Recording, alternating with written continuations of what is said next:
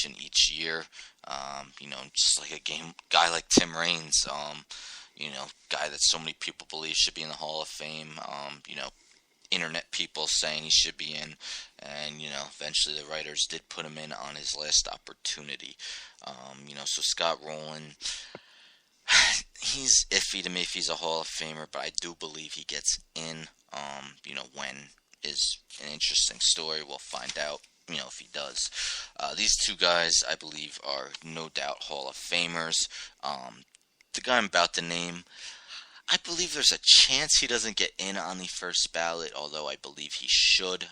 The next guy I name, I believe, no question, first ballot Hall of Famer, over 90% of the vote. But this guy, Jim Thome, he definitely had a great career.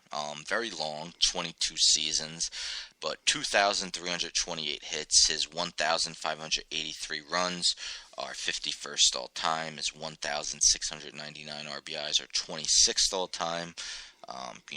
Amazing power hitter, 612 career homers, that's 7th all time, 456 doubles, career slashes, 276 batting average, but a guy who walked a lot, 402 on base percentage, and a 554 slugging percentage, which is 23rd in MLB history. He led the NL with 47 home runs in 2003, 3 times led the AL in walks, 9 seasons of at least 100 RBIs, 8 seasons of at least 100 runs, 12 seasons with at least 30 homers. As I mentioned, walked a ton, 9 times with at least 100 walks. His 1,747 walks are the 7th most all time. He's had 5 top 10 MVP finishes, although none of those were higher than 4th. 5-time All-Star, 1-time Silver Slugger. That 1-time Silver Slugger just seems, amazing to me. And I believe that was actually at third base where he started his career with the Cleveland Indians before, making the transition to first base and then, doing some DHing as well. He played a lot more games in the field than he did at DH, so I don't think he should, necessarily be subtracted for that. But 612 career home runs. As I said, no doubt he's a Hall of Famer. Question is should he get in the first ballot? I think he should, but it wouldn't surprise me if he didn't, and it'd be kind of unfortunate, but he will get in eventually, believe that. And this guy has to be a first ballot Hall of Famer. Was the face of the Atlanta Braves for a really long time, played his whole career with them. That is Chipper Jones, who played all 19 of his seasons with the Atlanta Braves. Compiled career statistics of 2,726 hits, which is 60th all time, 1,619 runs, which is 46th all time. His 1,623 RBIs is 33rd all time, 468 career home runs, also 33rd all time. 549 doubles, 29th all time. Batted over 300 for his career. 303 career batting average, 401 career on base percentage, and 529 slugging percentage, 36th all time. He's really got to be in the debate. Possibly being a top 5 third baseman in MLB history. Who's up there? Eddie Matthews, Mike Schmidt, Wade Boggs, George Brett, probably maybe a couple others you could debate that I can't think of off the top of my head, but definitely one of the best third basemen of all time, one of the best switch hitters of all time. He was a NL batting champ in 2008 when he batted .364.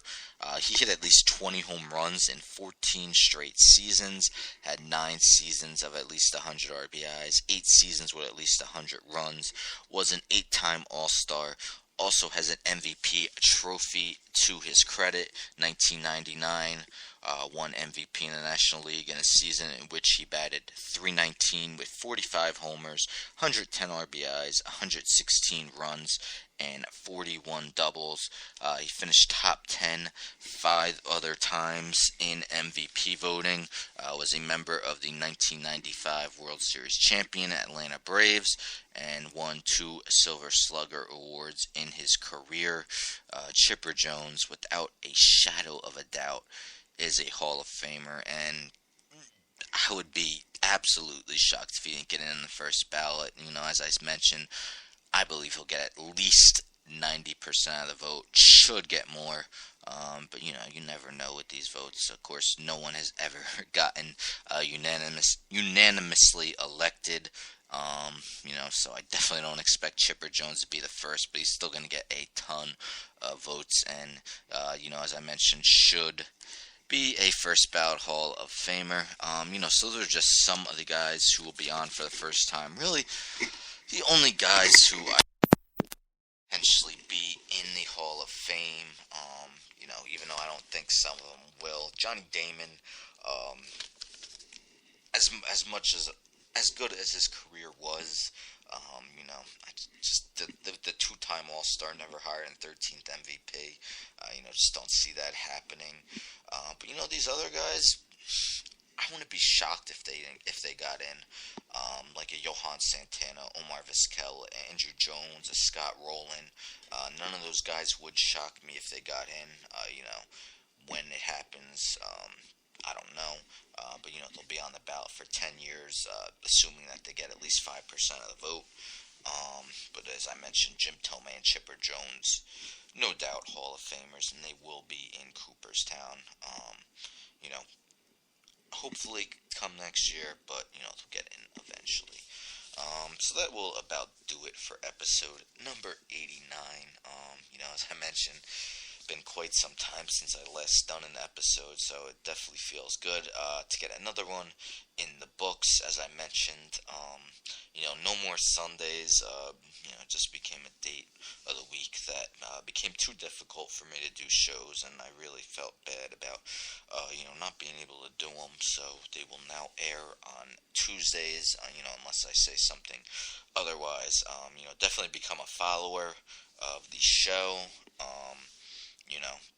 They will always notify you when I am on the air.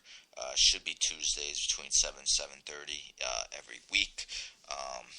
We're 12 days away from the Super Bowl, so come next Tuesday's show, I'll definitely talk more in depth about, Super Bowl 51, Atlanta Falcons versus New England Patriots. Definitely looks like a game that might be a barn burner. A lot of scoring is definitely, there's a strong likelihood of that. We'll definitely look a lot more into that come next Tuesday. And, it just doesn't feel like it's Tuesday. It's been a long week already. Still got Wednesday, Thursday, and Friday until the weekend, unfortunately. But, life's good for now. As I mentioned, getting engaged was just amazing. It's only been 9 days, but, it just still feels crazy that it actually happened.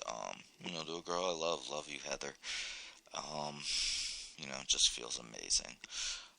But, come next week, we'll talk Super Bowl, maybe talk a few other things, maybe some NBA, NHL, we'll see what's on, the book, but definitely we'll talk a lot about the Super Bowl.